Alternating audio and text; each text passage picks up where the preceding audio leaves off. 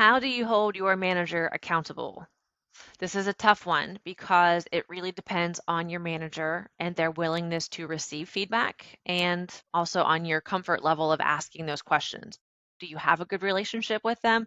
Do you not have a good relationship with them? If you have a good relationship with your manager, you can ask them outright and say, Manager, I noticed that this new policy that you had outlined for us, but I noticed that you didn't follow it. Is there a reason why? So it's direct in the fact that you're pointing out a scenario where they didn't follow the guidelines, but it's not accusatory or hostile. It's just coming from a place of curiosity.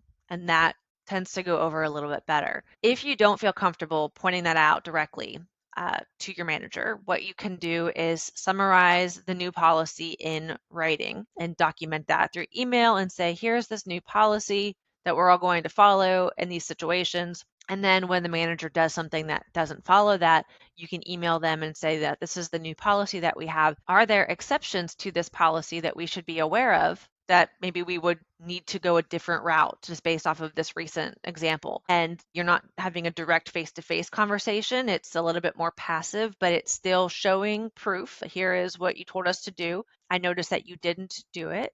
Are there exceptions to this rule that we should be aware of? So again, it's coming from a place of curiosity, not accusation, but it gives them an opportunity to respond and say, no, that was just me, or yes, in these situations, we should do something different. Let's make sure that we have that documented.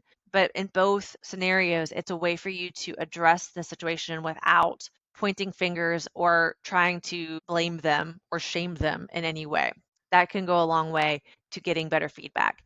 If you have somebody who is, and I hate to say it, but I've seen it, somebody who is not open to receiving feedback. They are a bit of a jerk and you are afraid to call them out because you know that it's going to backfire. They're going to yell at you. They might want to retaliate in some way. It might be best to document it, keep it to yourself and the examples of when they didn't follow that process and just have it for yourself.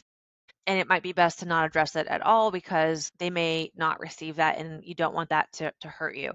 So I hate to say that, but sometimes you have to play the game.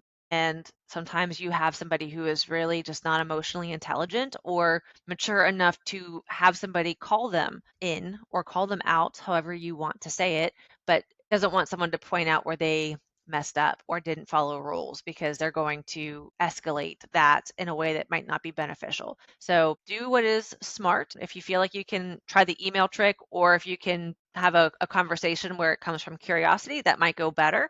But if you are afraid of how they will respond, just document it for your own records and keep your head down and do what you need to do and what you need to follow because it won't end well. It's unfortunate, but sometimes we're still in situations where that's the kind of leadership that we have. I hope that helps, but if you have any other questions, feel free to reach out.